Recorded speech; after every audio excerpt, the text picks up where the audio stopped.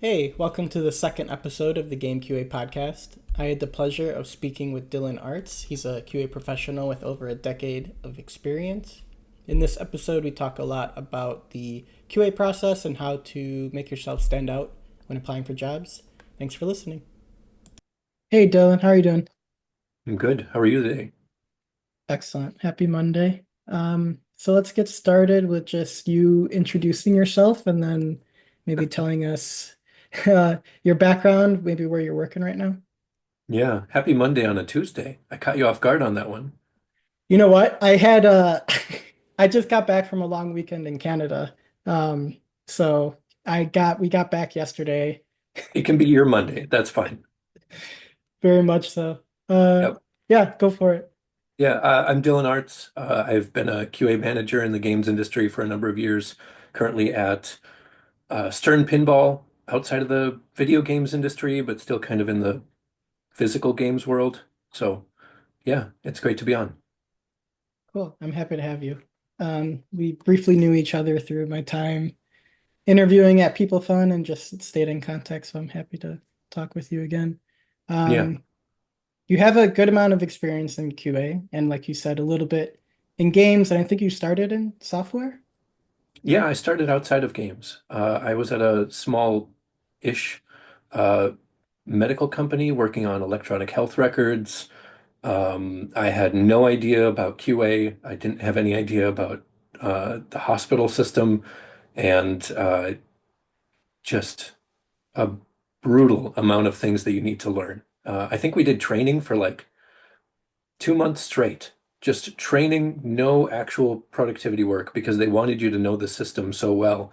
Um, and then on top of that, having to learn QA fundamentals and how you test things. So that was where I got my start and learned a lot of areas that I would have to figure out over the years. So first of all, how did you get that job without Yeah. knowing much about QA, probably, I'm assuming, to begin with? And then after that, how did you make that move into the games industry?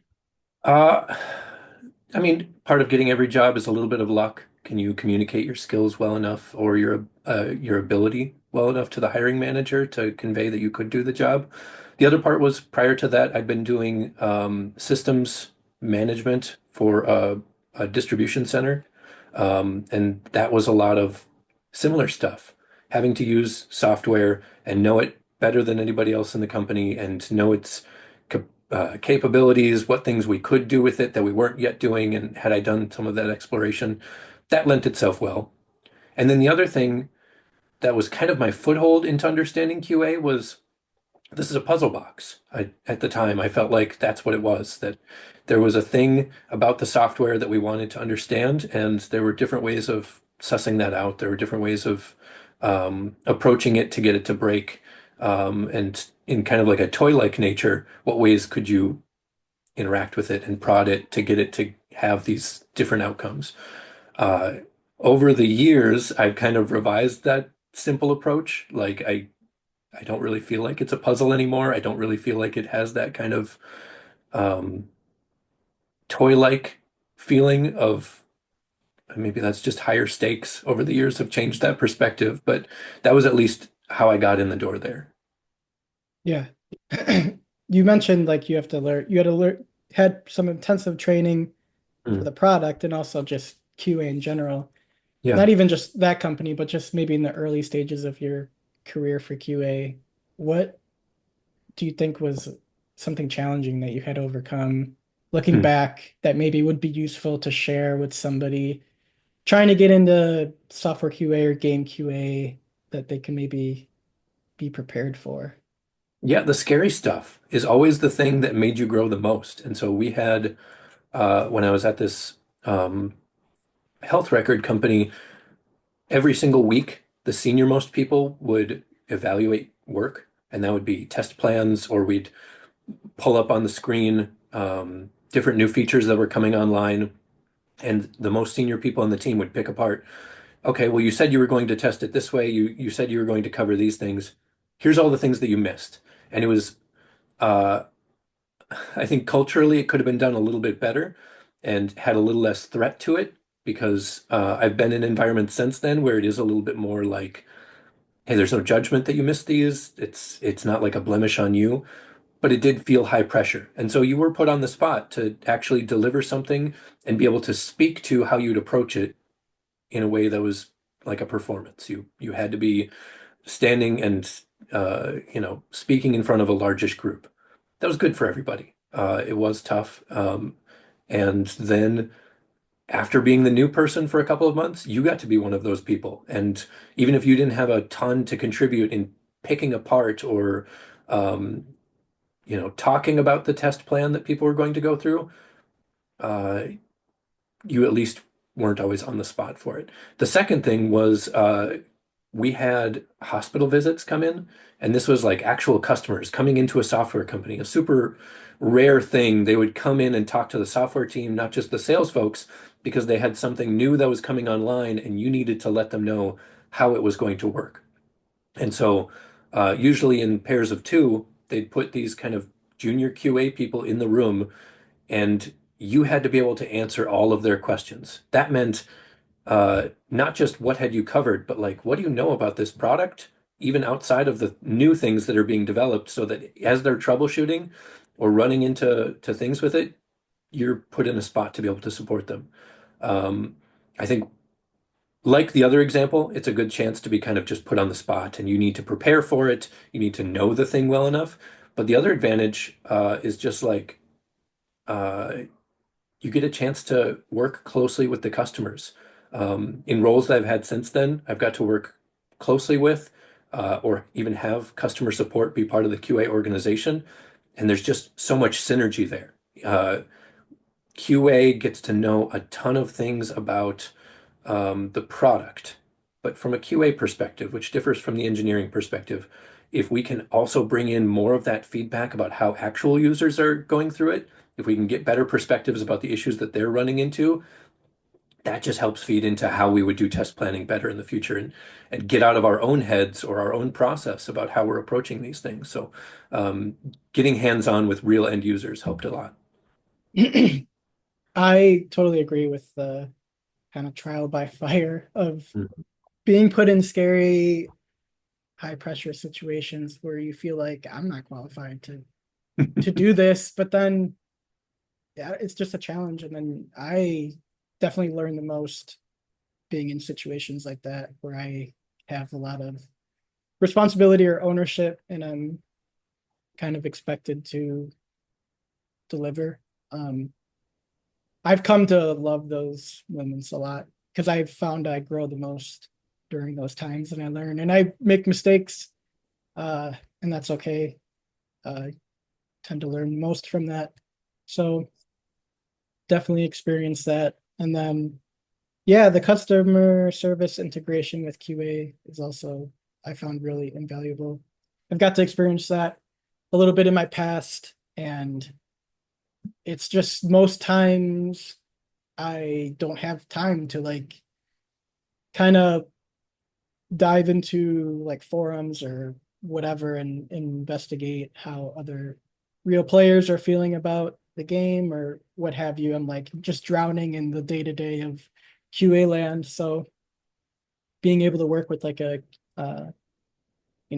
the community team to get insights on what's happening or they deliver like potential bug reports to us that we can investigate or just feedback that the players are sharing that then we can share with like design or whatever. Um, yeah, I think it's invaluable that Well, and there's so cooperation. many times where the game team as a whole is just out of step with what the game becomes. And uh, in the times where you would release a game and not do any support afterwards, you just have to live with what that is, maybe make the sequel a little bit different in response to how feedback came out.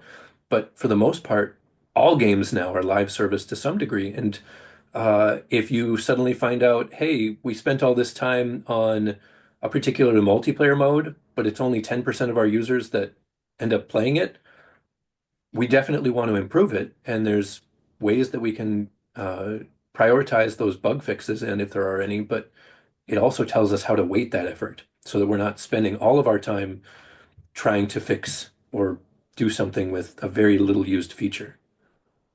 Yeah, getting analytics involved and telemetry Mhm. and getting that data to drive testing and then, you know, design and everything. It's interesting. Yeah, analytics is something that almost every QA team should get access to. And I've seen a lot of places where that's just not the case.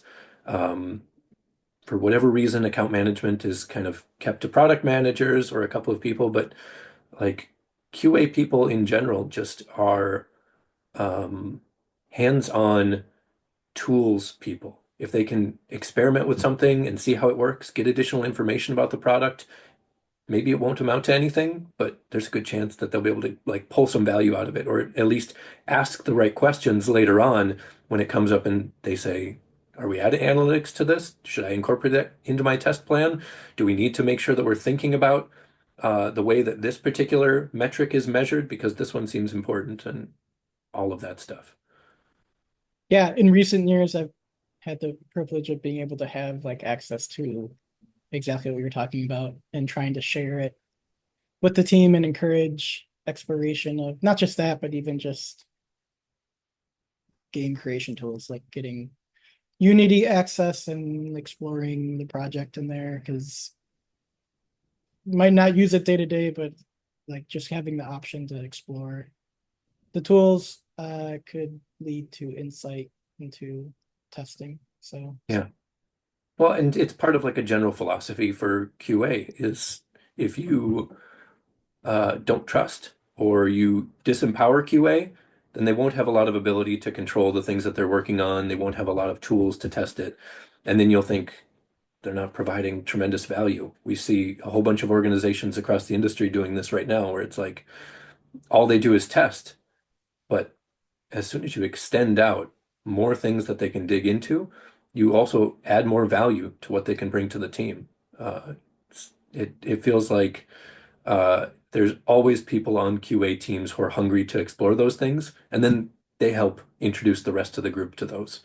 Um, if you have a very narrow definition of QA only does these, then you're probably only going to accomplish a very narrow definition of testing.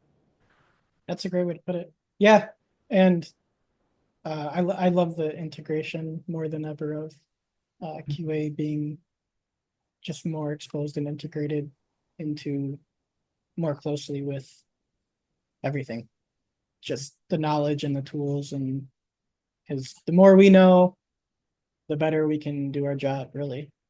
So, speaking of Yes. job, you've been doing QA for a while. How many years now? Oh, I don't know. Over a decade, Right. maybe 13 years now. Have you ever had any interest in the beginning or at any time, like moving out of QA? What has made you stick in QA? What do you love most about it? Yeah.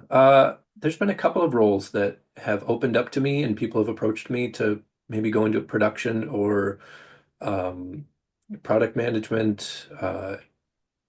I I gravitate towards QA because I love helping to manage teams and working as an individual and being able to contribute directly, like a producer does, or like a data analyst would, um, is something that I want to do while I work within QA. I've had a lot of opportunities to wear different hats, and so it's not like a lack of um, ability to try those things out. In my first game QA role, we didn't have an analytics person, so I just did everything I could to become that person. We didn't have someone who was figuring out the analytics of our customer support and what that data looked like and how much time we should actually invest in responding to every ticket. And so I made that part of my role. Like there's just a ton of things that you can take on. Almost every game company is hungry for people who want to take on more roles than they can. And so it kind of just becomes a balancing act. When it got to the point where I tried those things, then I started to draw lines and say, okay, this one doesn't interest me as much. The other thing I think about is I've had people within my QA orgs who have said, I'm interested in eventually moving to this type of role. And I always try to encourage them, like, yeah, if there's a role within this company that would fit you and they're looking for people, let's make that happen. But before you dive in, make sure that you understand what the day-to-day is like. Interview some people from that team, maybe try and do some of those roles. If you can lead a meeting as a interim producer or something, because it's the like, how well do you know yourself?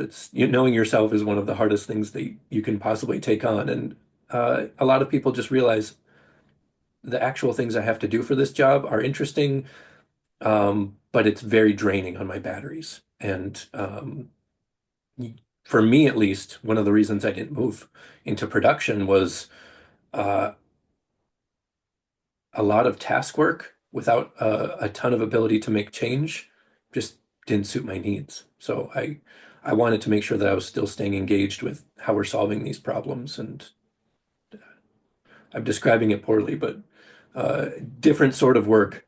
Um, Maybe the short version is like engineers think about standing things up, QA thinks about how to prod and how to knock things down, and producers think about how to keep things moving. And my brain has just always been focused on the like risk assessment and prioritization of tasks and making sure that we understand the issues with it.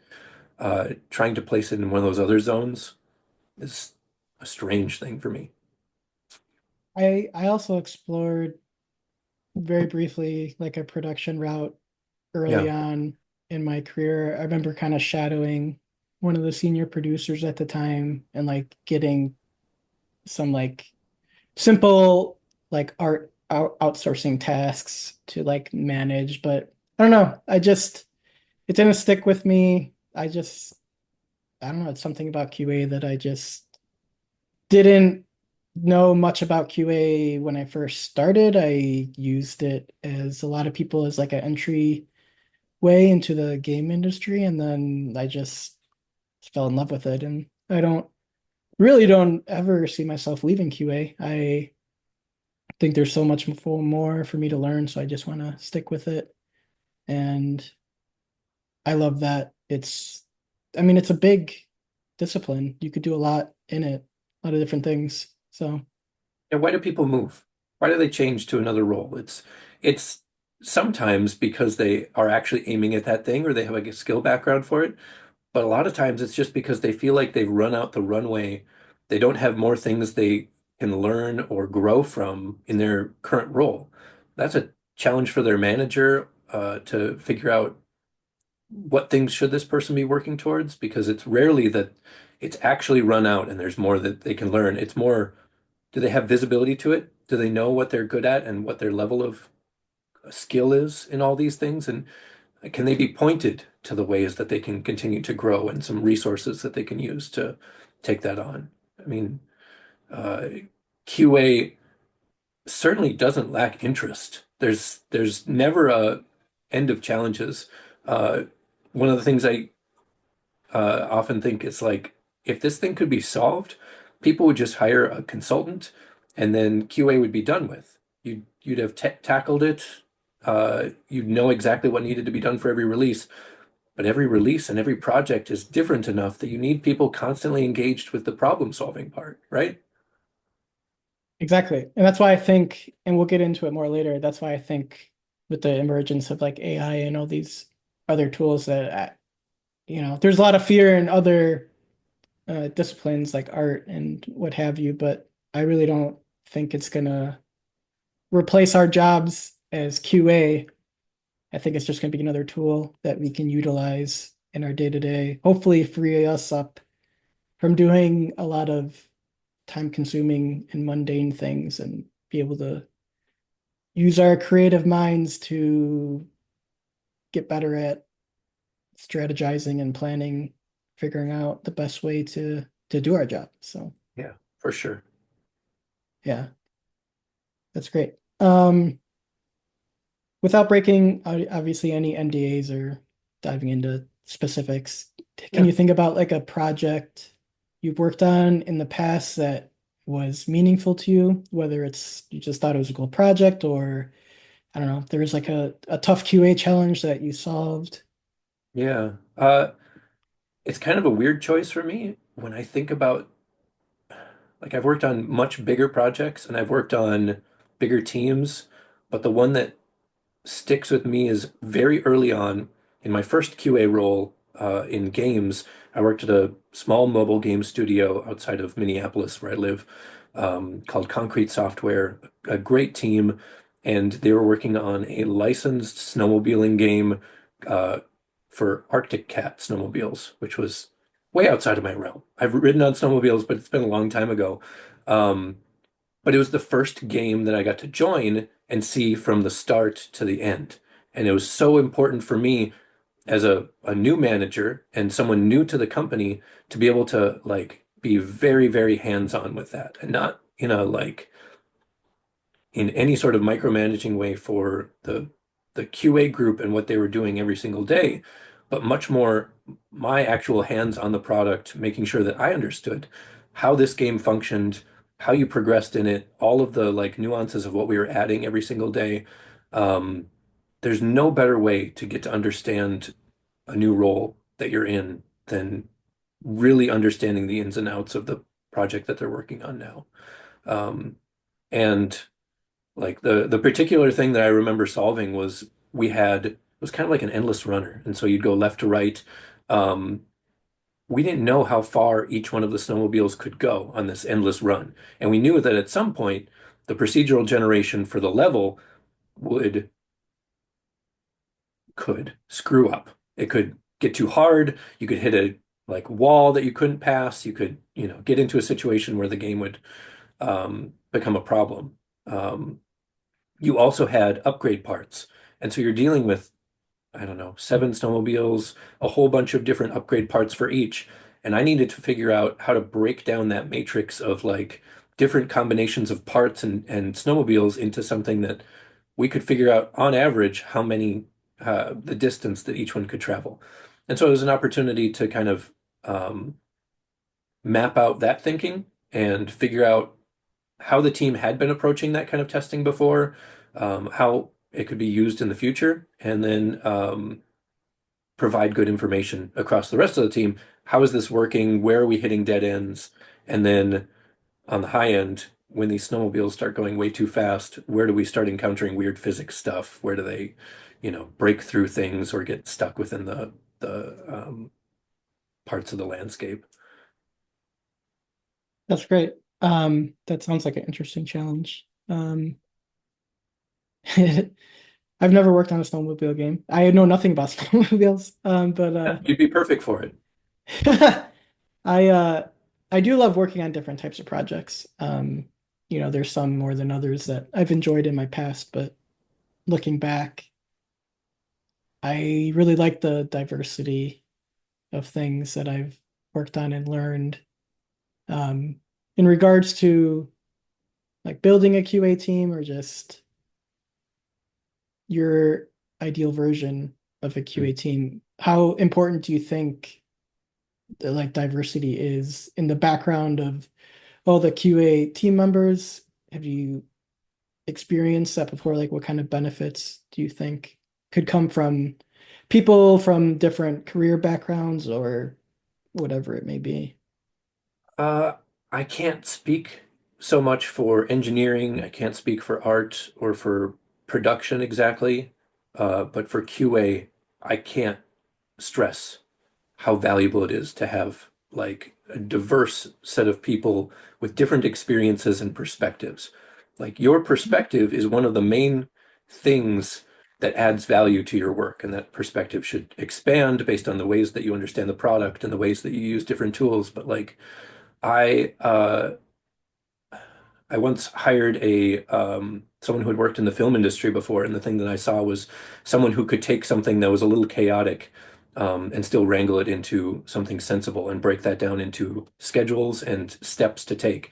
I once hired a someone with a background in emergency management, and the thing that they were good at solving was how to take something that had no process and uh, turn it into something that we would deal with step by step. And so they became our release manager and could help us deal with How do we deal with fires? How do we deal with hot fixes?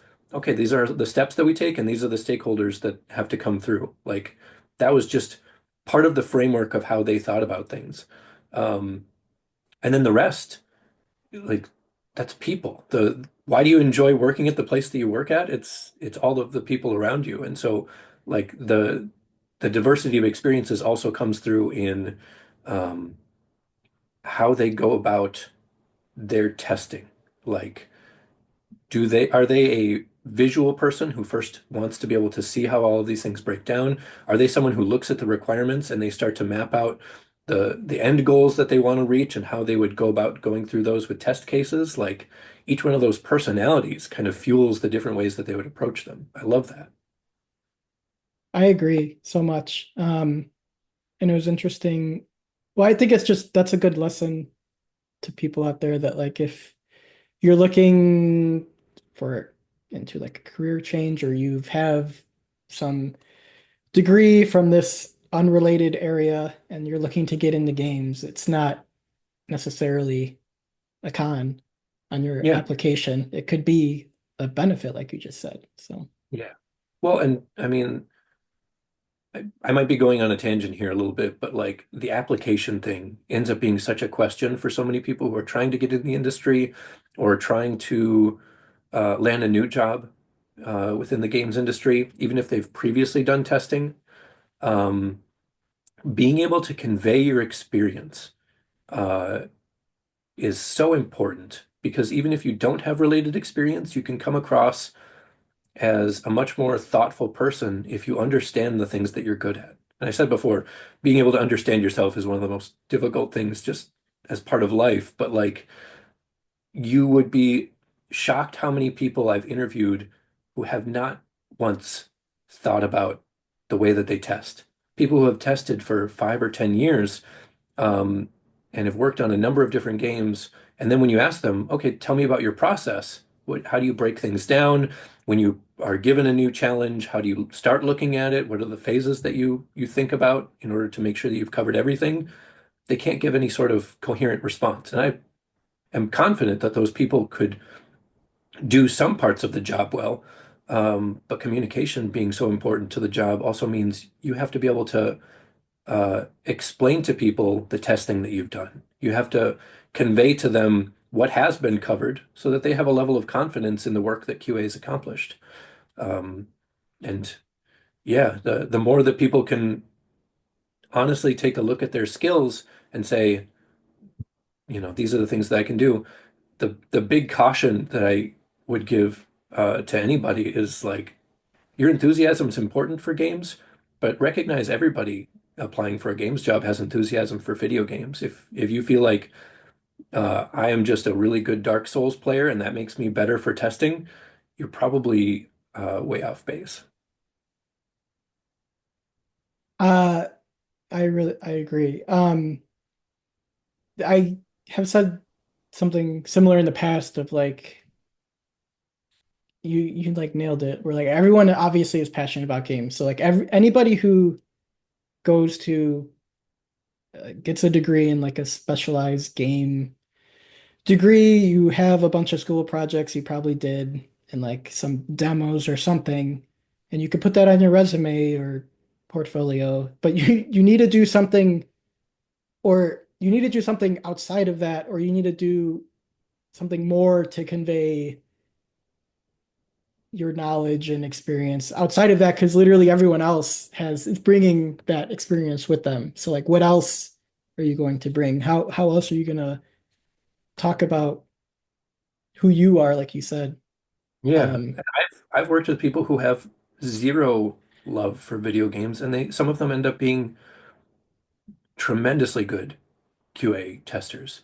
Like people can just understand QA as an academic idea or as a profession with no passion for games and still end up being tremendously good game testers. So it's very easy to be distracted by the idea that like your passion will make you better at this thing. It will probably make you work harder.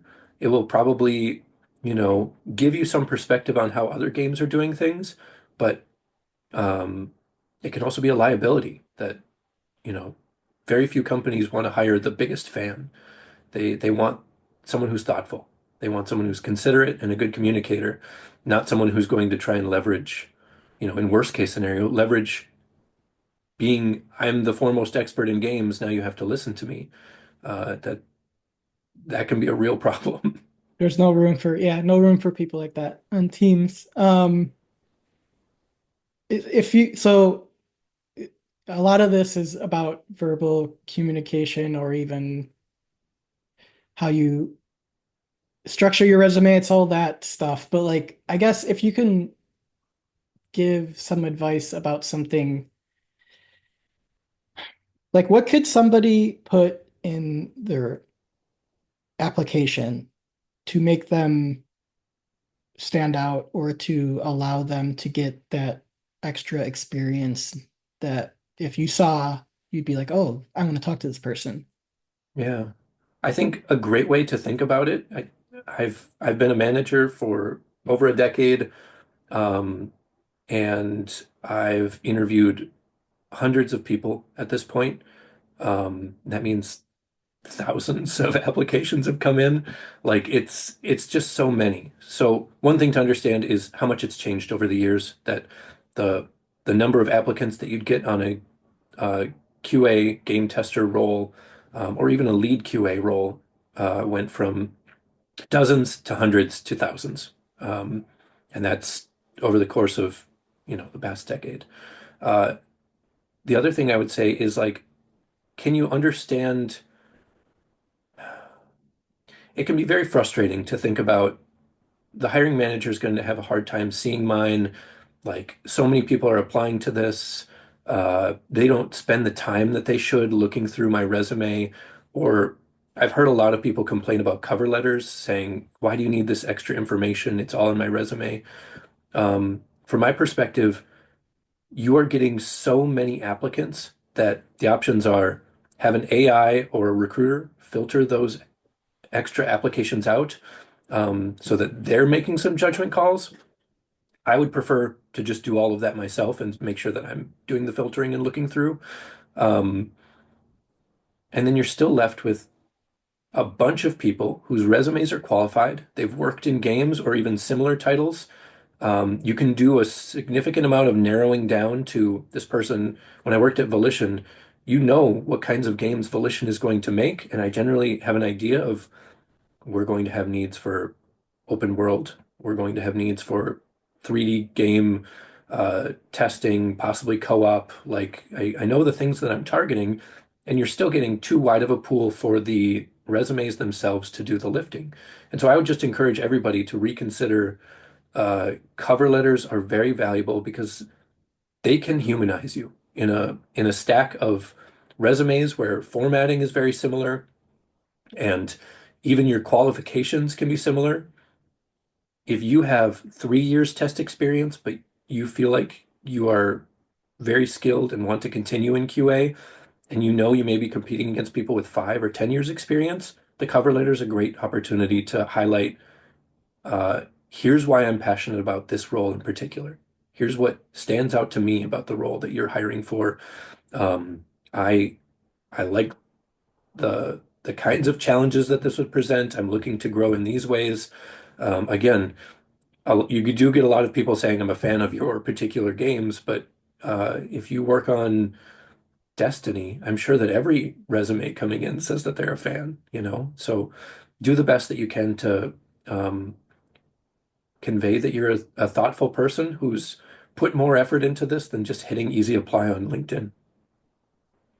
That's amazing advice. Everything you said, it's so insightful. I think it's gonna be really helpful for people to hear all that. Hmm. I don't I know.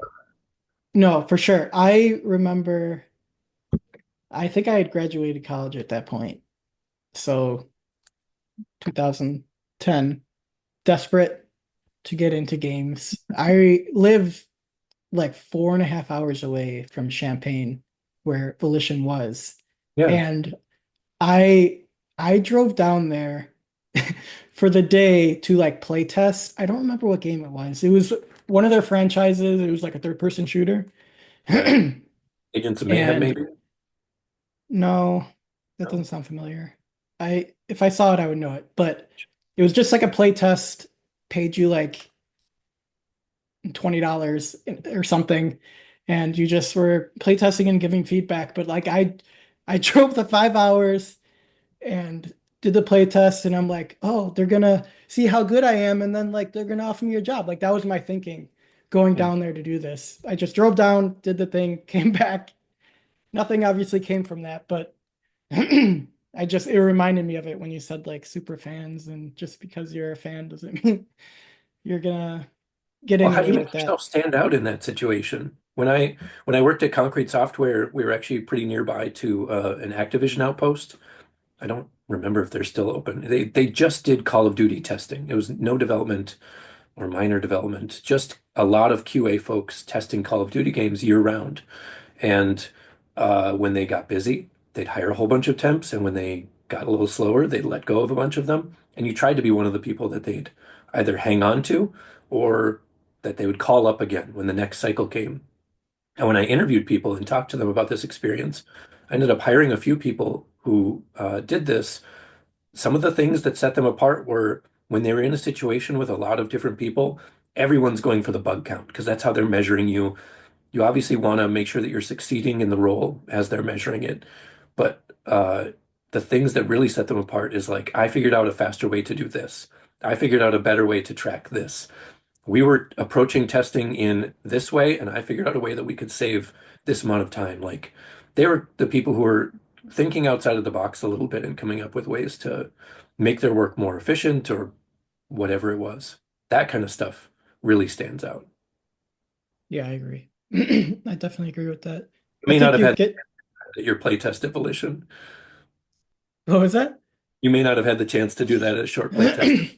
No, it's hard to remember. I might have like offered what I thought was good design feedback verbally, and like I don't know. I Yeah. I made a lot of cringy mistakes in my early career, but I those were really good learning experiences. So it's like that with anything. Some, at least for me, like making mistakes is those are the times I've grown the most. So sometimes you have to suffer You through that. absolutely do. I mean, you've been on LinkedIn. You've seen the way that things are presented across most of professional uh, portfolios or messaging is this super glossed over version of whatever's happened. I went through this hard thing, but here's what I learned from it, and here are the good things to come from it. Sometimes you don't learn those good things until a year or a couple of years later when you have a chance to make that same mistake again, and this time you avoid it. Like, uh, of course, we want everyone learning and doing better, but it's a lot messier. There's a lot more mistakes. Uh, Everyone who's worked in QA long enough has a couple of bugs they can think about where they're like, yeah, we've got bad ones now, but as long as these ones don't happen again, we're doing way better. Like these are the mile markers for how we do our jobs well. You have to remember those horror stories to kind of ward off making the same mistakes again or, making things worse. Yeah, definitely. Now Um, here I put you on the spot and you get to say the worst bug that you ever had a part in. that slipped through. Yeah, Let's see. I don't remember the specifics, but I remember my time at Zynga, we worked on like social slot casino games, at yeah, least the projects I was on, and there was just one of the new games that was released in an update. We didn't do our due diligence of like verifying the math, so like the payouts were correct or anything like that. And I remember there being kind of like a code red. There was like something up with like the payouts in that machine. yeah. Obviously very scary at the time. But Zynga's great. I mean, we just did like a post-mortem, figure out what happened. Kind of QA took a more of a uh active role going forward of like verifying that kind of thing with machines. So it's always like it's always scary, but if you're at a a good company, those moments are used as like not blaming anybody, no finger pointing, just kind of this happened, let's figure out what happened. Let's, how to prevent it That again. sounds really healthy. It is, and that if you're ever talking to anybody out there, if you're at a company that's not like that, there are better places out there. So, Yeah, it's hard to know the red flags if it's the only place you've ever worked at. and it's very easy to point fingers at QA. Some people view QA as like, a bug slips by us. Why didn't you test this, or why didn't you find this? We all heard that all the time. So, Yeah, I mean, why is that? So I've been in places where there's the pointing fingers blame game at QA, and usually the reason is that's a place where it's viewed that QA ensures that there's quality. That's the name. But like QA can't do that. It's like this weird contradiction. QA can't bring quality to the product. All that QA can do well is be an information department that lets the rest of the team know where issues are and where risks are and what the current quality level is. And um, the blame game of why did these things go wrong? Um, Well, they went wrong because we didn't think to test them. And next time we will think to test them because it's an accumulating thing. We gradually grow our test cases and we make our coverage broader over time and we factor in things that were missed into the future. Um, but like one of the most successful things I would encourage for every team is uh, how can you get the rest of the development team to invest in quality and make sure that they know that they're on the hook for it too? The product owner certainly knows that they want to release something that's high quality. The engineers do. Everybody on the team wants it to happen. And so if there's opportunities to share your test plans, what you're planning on doing, to give them an opportunity to weigh in on them, um, certainly it's QA's role to own test and to own bugs and make sure that those things are shepherded through in the way that they should. But like, give an opportunity for their perspective to come in eventually leads to less blaming, less toxicity when it gets to the point where it's like, well, we all had a stake in this. We all had a chance to weigh in and sign off on the test plan. This is all of our test plan now. QA executed it. They helped develop it and they owned it, but they brought everybody in on it. And then it becomes a less, um, the blood pressure lowers. People realize that everybody is here to solve the same problems and get along towards the same ends, and you take some of that conflict out. you're all a team. It's complicated, Yeah, and uh, some of my best. Yeah, I have tons of good experience in projects of where, like you said, everybody owns quality. It's not just leaving it to QA to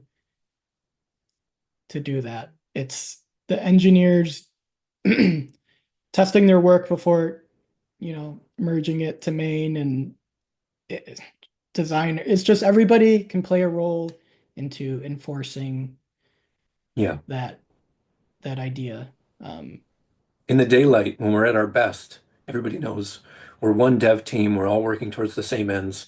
And then when people are angry and when they're stressed, it's very easy to get defensive and tribal and say, well, we were one team, but really QA did bad and these other teams did well. Like it's people aren't always at their best. It just takes patience. And the other thing that helps is like we all want to solve the problem. When there's a fire, everybody wants to put it out. Often the person who rushes in and tries to like, I'm going to be the first one. Like, we need to solve this as fast as possible, and you and you get in on this. That person can cause more disaster than if you come in patiently and come up with the right answer and the right people who need to be pulled in instead of generating more chaos and stress around the solution. Like that's that's going to again raise blood pressures. There's ways to I don't know if everybody's seen this, but like if you haven't and you're doing QA, there's ways to do this without drama. There's ways to do this where everybody is getting along well and communicating well, even when there's problems. And so looking for ways to do it and knowing that you don't all have to operate as though uh, the sky is falling down. yes. Think we touched on this a lot earlier, and I think Yeah. we gave some good advice about people interested in joining game industry as QA and even people currently working. And you talked a lot about communication, but what skills do you think are essential for QA people of any level to have or develop to to grow within the discipline? The ability to use different tools is important. I talked before about like people who are interviewing being able to describe their process. As you start out, you want to learn a process for how you take a complicated idea, a feature, a bug, and break that into testable elements.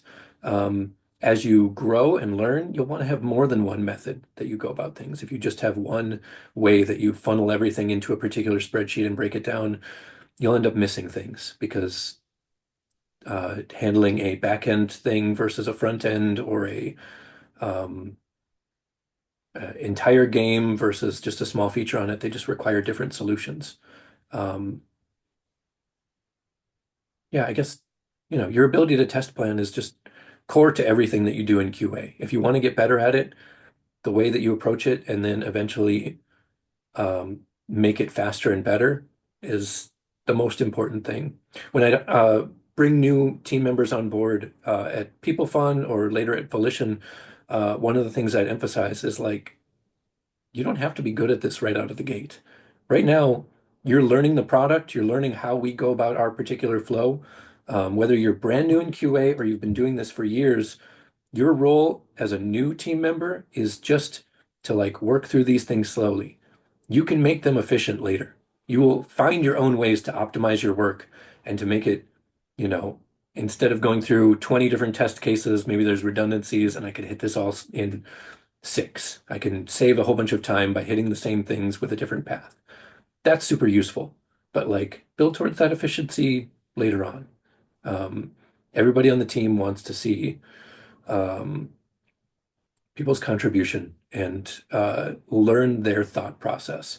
And so the faster, going back to my earlier example of the snowmobiling game, like I needed to get hands-on so I could know the product, so that I could know the language well enough, so that I could talk to everybody about how I broke down this testing, and then we can convey it to the rest of the team. That ends up being really important. Every team has jargon. If you're one of the new people and you don't know the jargon for the tools or the systems or like nicknames for nav elements or whatever it is, you're going to be lost when you go to stand-up meetings or whatever it is. It's different everywhere. I know. Yeah. Um, Thinking back to younger Dylan, Hmm. if you could talk to yourself, what's one major lesson that you have learned or taken now that you wish to impart on people who are just starting their QA career? Like some words of advice or Hmm. Words of advice. Advice is tricky. I've probably given out recommendations and advice already on this chat that we've had. been Um, great. I, Maybe like I would say the same things that you learn just as you're growing up end up being useful, and make sure that you funnel them into your work. Have patience with people, be kind, be generous with your time, make time for the other things that people need. Um, in terms of process and like doing your job well, make sure that you understand what's expected of you and what success looks like. When someone asks you to do something, don't just run away and say, I'll take care of it right away. Make sure you know what they're looking for, because there's so many times where you'll run around and do it as fast as you can. And then the thing you deliver, they say, actually, I wanted it to be in a PowerPoint instead of a document. I wanted it to look like this instead of that. So understand what success is and what's being asked of you, and understand who your stakeholders are in any effort that you do. There are test efforts that need that. There are um, leadership roles, even just within a QA team on stand-ups, where you need to be able to speak to certain things and other people need to speak to their things. Know what belongs to you. Um, and, always look for opportunities to grow. that's good advice. It's medium, it's common advice. But it's applicable. It's because it's Yeah. true. Um, so as you know, the game industry is crazy right now, or just Yeah, tech a little industry bit. in general, but definitely games. So I've talked with other QA people who have been, decided to move from games to software QA. Um, I've also had people contact me who are in software QA and they want to get into game QA. Yeah. And I know you have experience with both. Did you find from moving from games to software or software to games, like any benefits that you discovered or like any Yeah. insights? Yeah. Yeah, I mean, I talked before about how I hired people who were non-gamers or had experience in software testing outside of games. Um, it kind of relies on where your passion is. Where do you draw energy for doing this job every single day? If it really is games and it is only games and other software just won't cut it, then understand that about yourself and know that you're going to, need to stay within the games industry. If it's not, and you've just recognized within yourself, kind of like you and I talked about earlier, other roles have come up and it's QA, one of the strong things that gives focus to our work, uh, then non-game software can be really compelling. It's just solving different sorts of problems. So for people who are looking at it, be open to non-gaming software because it will give you skills that could be leveraged in game software if you head that direction eventually. Be open to new experiences. Oftentimes there's this mindset of like, well, if I took this job, I'd be learning this tool, and they don't use that tool within games. I wouldn't be spending time in Unreal. I wouldn't be spending time in Unity. Um, every single job you have will end up being useful. When I worked in that first QA job at Concrete Software in games, and maybe even a little bit before that, uh, each company I was at was introducing Jira and hadn't used it before, and that was just an opportunity for me to like learn this whole tool and learn more than other people around knew about it yet, so that we could figure out how to best put it into practice. That's led to me being one of the most well versed in Jira at almost every place that I've been. Um, that works well because it's everywhere. And honestly, everywhere needs more people who know Jira well because it's just become so common. Um, but like if you end up using a tool that's never used again, I've used debug tools that were built in-house. I'm never going to use that in another studio, but it still gives me the frame of reference for, well, we used to deploy things this way and we had these safeguards in place. When I go to a new company, what do their safeguards look like as they're pushing things from one environment to another? Do we have the things that I'm used to? And does that raise concerns? Should I talk to somebody about how we could be using our tools better? Um, yeah, Right. You can kind of pioneer for those changes. Um, yeah. yeah, And I I mean, a lot of people just want to stay at the same job for a long time. There's a ton of value to that, but having those different experiences does mean you can compare and contrast and say, well, I've seen this done better. I've seen this done worse. This is what good looks like. And let's work towards that. Sorry, I cut you off. no, I have very similar experiences. I spent like 5 years outside games at a logistics technology company here in Chicago, and Yeah, um, it was very different than all the game stuff I worked on, but also very similar. And I got exposure to a lot of different tools and just techniques about how to go about like continuous testing was a big thing, like integrating automated tests within the build pipeline and like all these things I had never done in games before up to that point. And then, exposure to like back end automation testing, which was super interesting, I thought. And then rejoining games, taking all that experience and knowledge and then seeing what we have at this new place and what maybe we could start doing something with more back end testing and like it's just I love the that. yeah, the diversity can be super helpful, I found too. I've, to give a counterexample, I've worked with people who have years of experience doing the thing that they do. Um, but for whatever reason, they have one way of doing it. And that kind of determines how successful they'll be when they start someplace else. So you start working with things have to be this way and this way. First, that's not coming in as a collaborator. That's not inviting other people or understanding the way that process could or should be at any company that you're at. And then the other thing is like you are, um, your adaptability makes you so much more valuable at different places. You have to be, we talked about jumping between different companies and trying on these different processes. That shows you that there are other processes, and it shows that you can swim in them, that you know how to thrive in a whole bunch of different ways that things can be done. You may have preferences, um, but like ultimately, every place that you work at wants to work with people who are flexible and are game for collaborating with each other and coming up with a solution that fits best there. Yeah, exactly.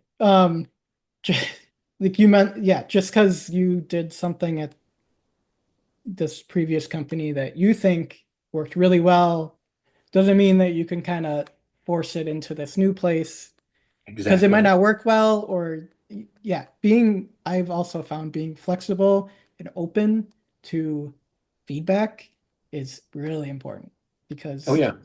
bring your ideas, but you need to also be receptive to ideas as well. So Feedback's hard. Feedback's just hard for all human beings. Like yes, sir. someone is telling you things that you could be doing better you that they don't like. I mean, just you don't want to have that conversation every single day. It can be draining. The most important thing you can learn about that is just like take it at face value. Like again, take the drama out of the situation. Someone is just giving you notes. And imagine if it's difficult, imagine they're giving those notes about someone else and you're just jotting them down. You don't need to react to them in the moment. You don't need to say, if you get defensive and say, well, I did these things because of this, you're taking the wrong step. Just take the notes, think about them. You can think about them over the next couple of days. Sometimes that helps because it depersonalizes them. And now instead of it being criticism about me or the things that I could be doing better, I just have a set of notes that could make this thing work better in QA. That's great. Now, what can I do to start working on those things? Um, and the other thing I'd say is like a lot of people don't seek out that feedback well enough. If you don't have a mentor or have never had one in your role, find one. There's lots of people within your company who are more senior than you who'd be willing to volunteer their time to tell you ways to grow, bad experiences they've had, just like you and I have talked about mistakes and failures in your time, like you won't get the benefit of their miles without volunteering and kind of putting yourself out there and saying, "Hey, I don't know everything. Please, I'd love to get your perspective." That's amazing advice. And I think we can start wrapping it up here on that. But you did mention growing, and I'd love to know how do you stay relevant, just in QA or the game industry, and what do you try to do to, I guess, push yourself to keep learning? Do you have any Mm. strategies or It's a good maybe? question. I think I keep track of my own tasks, usually on a Trello board, on a Kanban board of some kind, so that I can see all the things I need to get done for my job. And within that, I want to make sure that there's something that's growth. That can be learning a new tool that I've never dealt with before. It can be, um, I should read this book on management or on leadership. I should, on the clock or off the clock learn some new automation tasks because that's an area that I want to continue to learn more about. I don't ever need to become the most skilled uh, QA automation engineer in the world, but I want to learn more about the language. I want to make sure that I understand the tools and the limitations and differences between them. That's enough. That's enough of a light goal that I can set it out somewhere in the future and say, okay, what are some baby steps I can take along the way to make sure that I'm building towards that a little bit every month and every couple of months. That's good for any goal in life is to break it down into smaller tasks because then it feels better to check off these little boxes to progress to something bigger. I do something very similar, and I try to like every week maybe like do like a 30-minute learning, whether it's reading articles or watching some video related to QA. I try to do that, and I found holding myself accountable for that, uh, having it pop up in my calendar every Friday or something, has been helpful for me. So Yeah. And if you want to get into AAA games and if you want to understand that world better, don't just play Game of the Years. Play broken games. Play, you know, you talked before about how you gave design feedback when you're at Volition. There's some places where that's received well, and some places where it's not. But like, play a buggy game when it first launches, one that you're hearing a whole bunch of bad press about, and see what it looks like from the bug perspective. What kind of issues got through? Why do you think that they got through? You don't need to criticize the team that did it or their limitations because I'm sure that they were doing their best. Um, but like, that's a great experience. We spend so much time playing the good games, but in our professional lives, we're like people who find bugs and find issues and find risk. Um, Games that are released in a buggy state are a great opportunity for us to like soft test those skills. yeah, I agree. Having that diversity and openness to experiencing something that isn't super well polished, for sure. Okay. This has been amazing. I think you gave really good advice and just good feedback and knowledge, and I'm excited to share it with everybody. I think it's going to be really helpful. Well, I appreciate the chance to give very medium knowledge and very medium advice to anybody. You're being What humble. It's that quote about advice is like trash taken out and dusted off and sold for more value than it's worth. Uh, it it's a risk, but I appreciate the chance to get to talk about QA anytime. So it's great getting to talk with you. was really fun. Cool. We'll end it here. Hope you have a great day. Thanks for Thanks. coming on. All right, bye.